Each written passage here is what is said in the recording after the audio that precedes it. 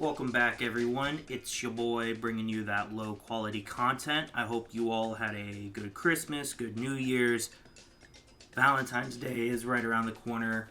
And we're talking about Pokemon Masters EX again. Last video, which was 2 months ago, I got December out very late. I got January out very early. I think a lot of the opinions I had in that video for January held up. But we are going to cover this time the New Year's pairs, which have already gone and passed, and I'll talk about those when I get there. The Kalos Arc pairs and the Palentine's pairs. Overall, I think this group of pairs is pretty mediocre. There's nothing that really stands out, but we'll get into more details when we get there.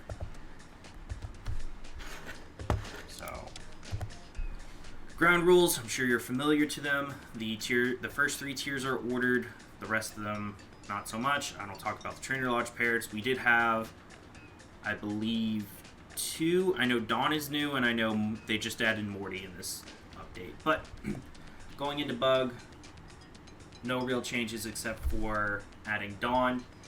Again, Trainer Lodge pair, don't really talk about. Dark type, no new additions to speak of. Dragon, we had 1 addition, and that would be Mallow and Appleton from the Palentine's event. Overall, I think they're a good enough support. If you pull them, I think you'll be happy with them, but I feel like they're appropriately placed. I would value Palentine's Mallow more than any of these, and I would value her less than all of those. You know, like, again, I think the best thing about her is she has great healing abilities. If I remember correctly, it's either every time she uses a move or every time she gets hit.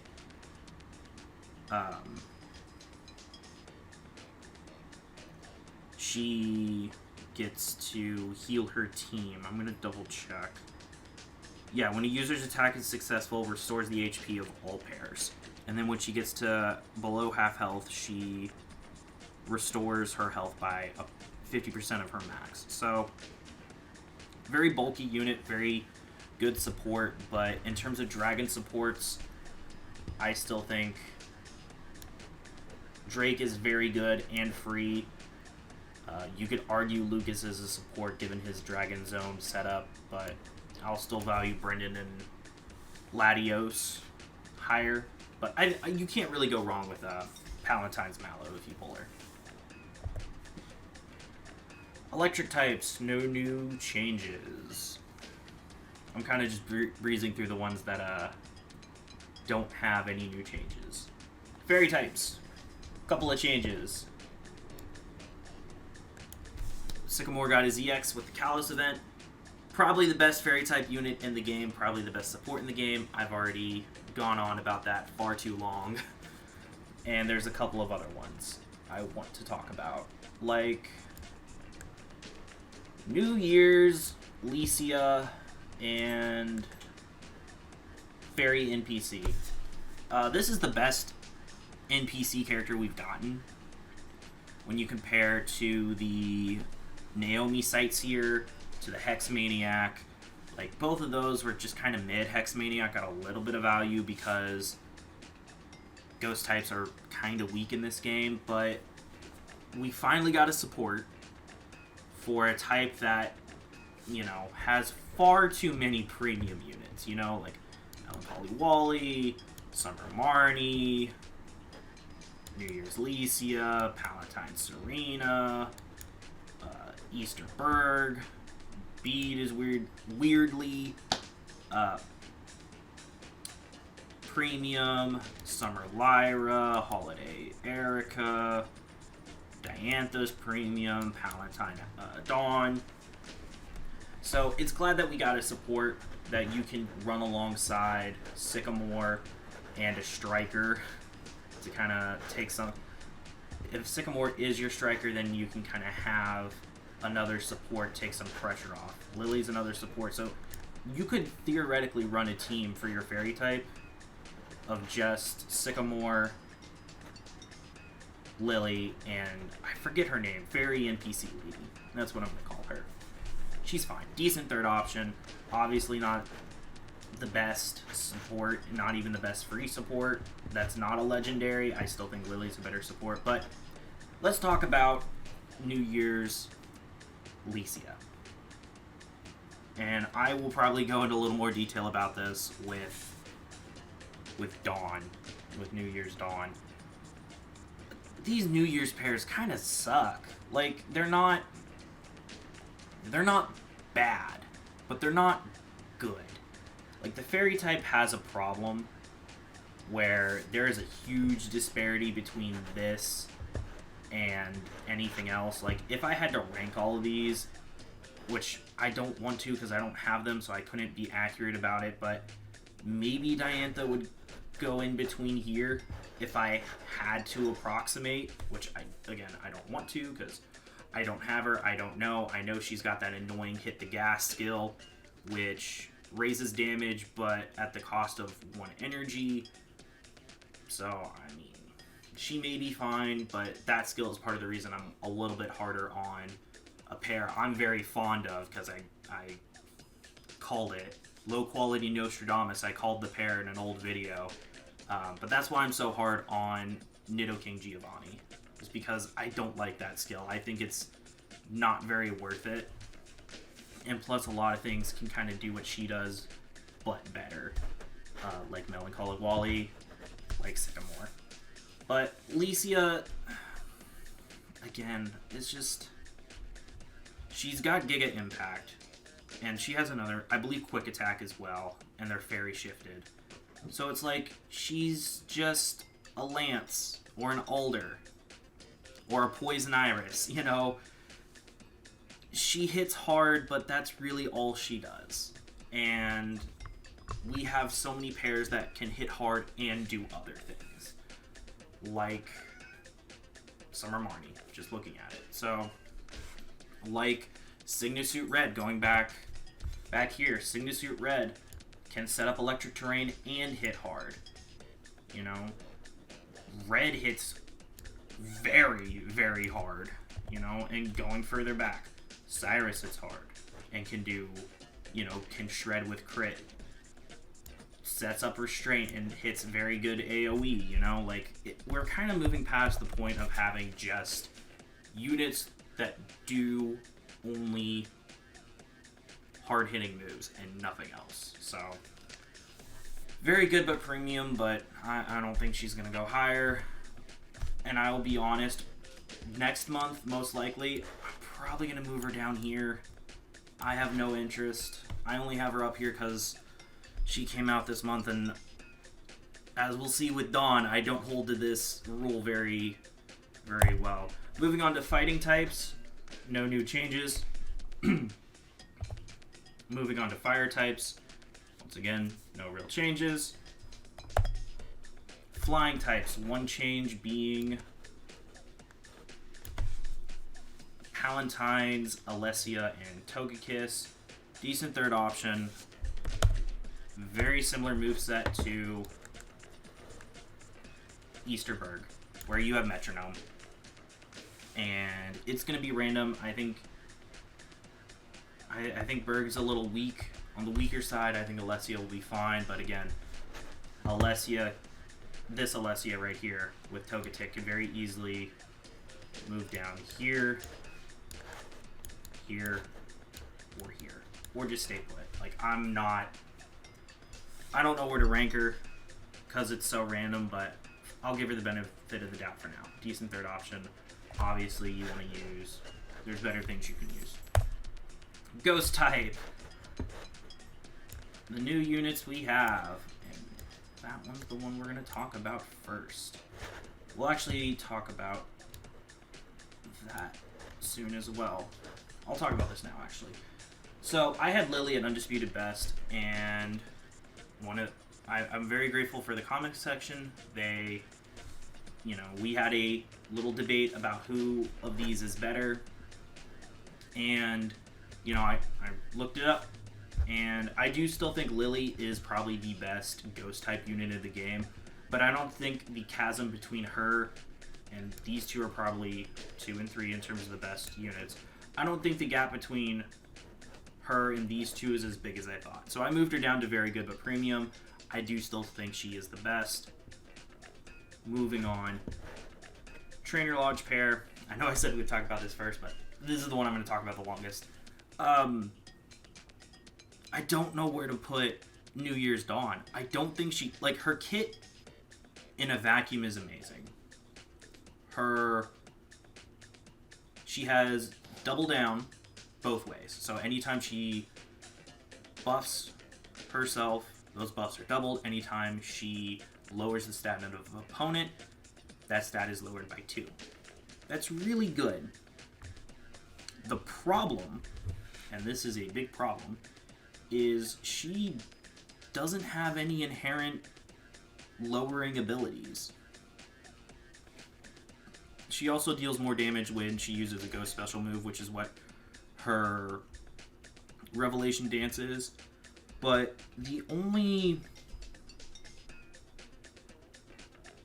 Like, she can raise her evasiveness twice, so she can get +4 evasive.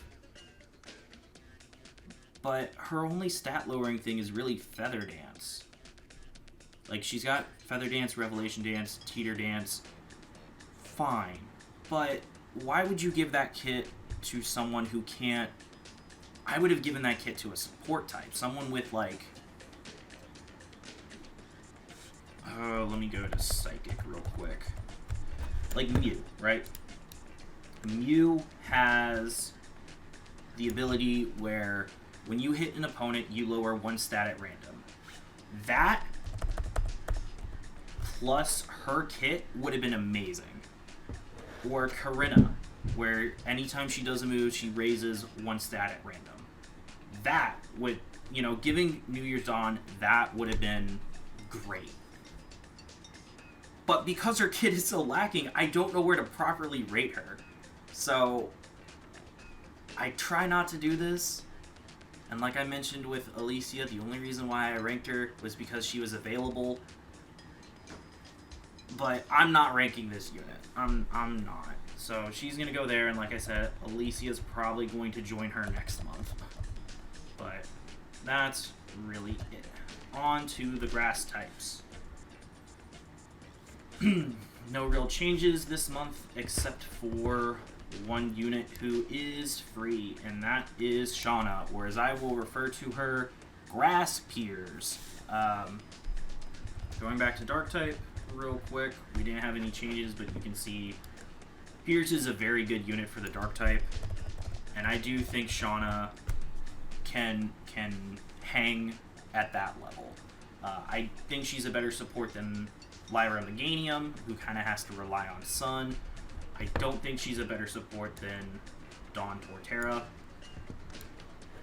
who, you know, doesn't really rely on the Sun and can kind of has more utility than I think Shauna has, but Shauna is still a very good support, and like I said, thankfully she is free. On to the ground types. Say it with me now. No new changes this month. Ice type. Exactly what I said for the ground types. No new changes. Normal types. We have one change, and that is the addition of Annabelle and Snorlax. I think she's just fine. I think she's probably at about... Again, she's premium, which is definitely... Considering how mid I feel like she is, even within her own tier. Like, she's not even the best Snorlax user. You know, Redlax is amazing. Arguably the second best. Even arguably the best. You know, I do think Sycamore's ahead of him, but second best support in the game. Leaf Eevee is good as well, really good, as is Giovanni Persian. So I think she can hang with these two guys, but she is very clearly the last of the three. But again, I think part of the reason I'm low on her is because she is not amazing by any stretch of the imagination, but she's premium. So, you know, she's got Protect, she's got Reflect. She gives a boost whenever there's a field effect on the field, so anytime Reflect is up. The user gets basically an Omni boost when there's an effect on the field. She's got Replenish, which is good, so she can replenish her user move, Protect, and Reflect. So, by no stretch of the imagination, a bad unit, like, very much better than, like, Sharon, better than Glalie, you know, if we're going to compare across, but, you know, better, not a bad support, but there's better options, especially if you want to talk about premium supports. There are so many better options. Poison types. Let's talk about, I believe her name is Emma and Crobat. We'll talk more about this later, especially with Lysander, the new Lysander unit. I think she has the potential to be very, very, very good. Like, better. Who do I think is best here? Like, Poison Iris, like, Halloween Iris, Plumeria. Granted, you don't have much competition here. Like, she has the potential to be one of the best poison strikers in the game. The problem, and this is a big problem, in my opinion, is her buddy move. It's a sure hit that costs 4 bars of energy, which is fine. You can get around it. It doesn't have a usage restriction like... Who has a usage restriction? Melancholy Wally's has a usage restriction. Ashes has a usage restriction. They only get 1. Aura Cynthia, she can use her Aura Sphere twice. So it doesn't have a usage restriction. Another one that an example of one that doesn't have a usage restriction, which is why I prefer him over Ash, is Signasuit Red. But going back here, so it doesn't have a usage restriction. It's a sure hit. The activation condition is kind of where I'm torn, because it's when there's at least 1 poisoned or badly poisoned Pokemon on the opponent's field of play. Granted, her Poison Fang does 50% chance of poison, and then she has a passive skill that has a 50% chance of giving her a free move next to the user when a attack move is successful against a poisoned or badly poisoned opponent. And like I said, we'll talk about... She is like in the middle between where I think Lysander's consistency is going to be and someone like Red's consistency is, or even Ash's, because you can go on a run of bad luck and not have anybody poisoned, right? So if I go here to Signasuit N from the Unova event, his buddy move, Noble Roar, you have to use a move that requires you to go into stance. Well, that's his Fusion Bolt. So once you use the Fusion Bolt, you automatically get access to Noble Roar.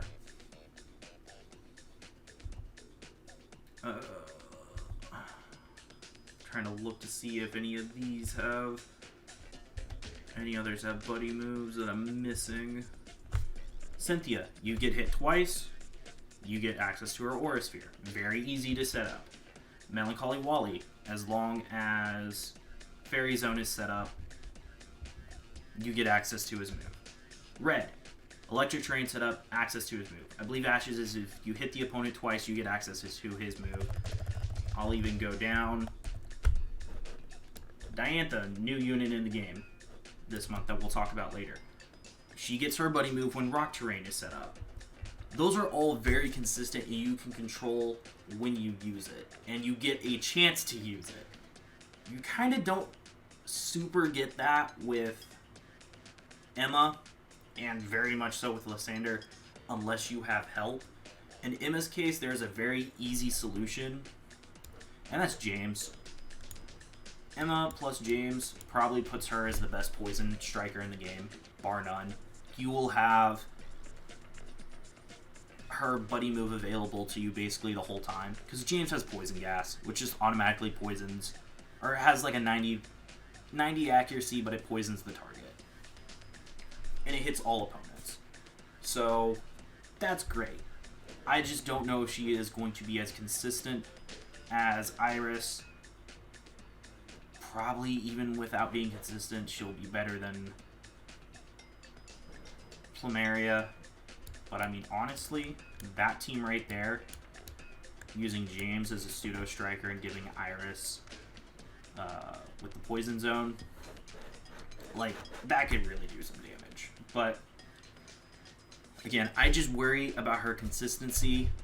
You know, if she's not out yet at the moment, so maybe this is unfounded, but that's where I'm at. And boy, if you think that I think Emma is consistent, wait till we get to Lysander. Moving on to the psychic type, no real changes this month. Rock type, only change being we got added Shiny Diancie plus Signasuit Diantha. I like the unit. I actually already have her. Diancie is one of my favorite Pokemon. I will admit that. So, but there is no real bias. I do think she's good. She sets up her own zone. Her buddy move is strong, and she can hit it incredibly often. Because, like I said, you get access to your buddy move while the zone is set up. Amazing. I don't think she's better than Princess Hilda, basically. She's from the Golden Balls event. I don't think she's better than this Diancie. I do think she's better than Aerodactyl. And really what that comes down to is this Diancie could still shred without this without Shiny Diancie. So, you know, take it as it is. I do think she's top 5 in the rock type, if not top 2, but not number 1. Steel types, no real changes. Water types, last one.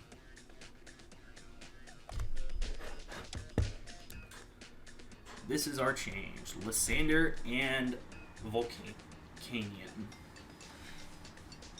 I'm disappointed. I like how this dude looks. I like Volcanion as a Pokemon, but God. So, let's talk about his kit. This is probably going to take me 5 minutes at most. I'm already at a 23-minute runtime, so whoops. He raises special attack by 4 when he enters. That's good. Powers up moves and sync moves when the target is burned. That's good. Raises the chance of inflicting status conditions with the additional effects of moves. Okay. His main move is a 4-bar single-use target that has a 30% chance of burn. Not 100% accurate. Okay. He's got Heat Wave. AoE, 10% chance of burn. So you have 2 super low chances of burn. Mind you, when we were talking about Emma, I was worried about her consistency with a 50% chance to poison. Lysander doesn't have a move that can even do that. He's got a 30 and a 10% chance of burn. And I bring up burn because he has a buddy move, which is a one-time use that is AoE, buddy Hydro Pump, activation condition when there is at least one burned Pokemon on the opponent's field of play. And you're not going to get that without help. I don't have faith that Lysander can consistently burn. Granted, he's not out yet. I could be wrong. But 30 and 10, even with raising the ability or the chance of burning, doesn't strike me as like it's going to be consistent. I think your buddy move Hydro Pump is not going to hit often. And even then, you know, it gives you super effective up next, gives you free move next, and gives you special moves up next, equal to the number of burned Pokemon in play. So if you only have one burned opponent, you only get 1 rank. So obviously the goal is to get all of them burned. But you cannot consistently do that. The other units, there are a couple units, and by a couple I mean 2, that can apply burn very consistently because they have a move that is like poison gas, right? And those are this Morty down here, who has Will-O-Wisp, I believe. I know one of the Mortys does, and I believe it's him. And then the other one, where did you go? Is this Flannery, who also has Will-O-Wisp. Neither one of those you really want to be running with a water striker, you know. So, and even then, his buddy move is disappointing once you get it off, and it's a one-time use move. It doesn't have the amazing shred ability of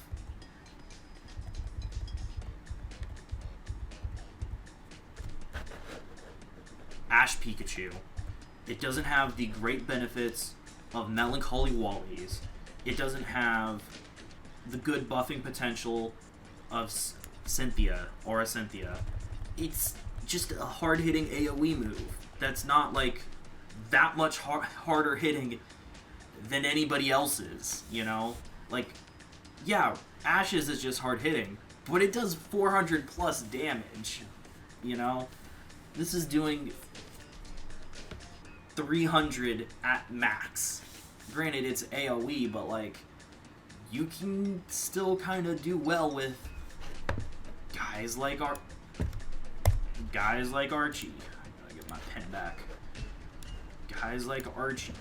Maybe, don't quote me on this, but maybe even these 2 you might be able to do. I don't know. Once again, I think he's better than all of these pairs down here. I don't think he's better than any of these up here. So, that's really it for this tier list. Trying to make it quick, but kind of channel update. I know videos have not been coming out. I have a lot of personal stuff going on. The big one is I'm planning my wedding, and I'm looking for a house to move into. So, you know, I'm very excited about both of those things, but, you know, I'm making the mistake of planning a wedding only 3 months in advance, so I'm kind of running around with like a chicken with my head cut off. The other note, and this one is probably more important, and kind of has to do with why I made this YouTube channel in the first place. Obviously, you know, I do kind of enjoy people getting value from my content, and I like being able to help people with this tier list. I would do more of the Sporkle stuff if people would watch it, because I do quite a lot of Sporkle quizzes, and I may even do one last Sporkle spree, you know, low quality Sporkle, where I just go back through some of the quizzes I've played and see if I can do better. But I got an Elgato for Christmas, so I'm probably going to be introducing a series I'll call LowQualityArchive, which is what I wanted to do with this channel, which is I just want to record gameplay, you know, maybe with commentary, maybe without, depending on how people feel, depending on the game. But it's like, one thing I really wanted to do for a YouTube channel was just record me playing through all of these games I have. I have too many games, you know, and I would love just to be able to sit down and record myself playing through all of them and just having a record of that, you know. And I got the idea because a game that I've been playing a lot recently was the second South Park game, the Fractured But Whole. And I was really like, man, I've beaten this game before, but I want to go back through and play it again because I want to remember what the story was like. So that's where that inspiration came from, and you know, that's what's coming up. I have a couple of games in mind that I want to start with, one of those being the Stick of Truth, honestly. But, you know, and I have so many games across so many consoles, like PC, Switch, PS4, original Xbox, PS2, 360, PS3, you know, and I'm working on getting a splitter so I can record PS3 gameplay. But I just wanted to let you guys know that that is coming down the pipeline. I hope you'll stick around for it. I hope you'll watch it. I hope you'll give me suggestions on what to play and, you know, give me some feedback on it. But that's it. I appreciate all of you who watched the video, all of you who have subscribed. I don't really ask people to subscribe or like because, you know, you do you. I do value it. I do appreciate it. I do love the feedback. But I'll wrap this video up just by going back through all the tier lists real quick and saying my goodbyes. So we have Bug, Dark, Dragon, Electric, Fairy, Fighting, Fire, Flying, Ghost, Grass, Ground, Ice, Normal, Poison, Psychic, Rock, Steel, and Water. I hope you guys liked the video. Feel free to like and comment, subscribe if you want to. Otherwise, I hope I'll see you in the next video. Until then, drive safe, y'all.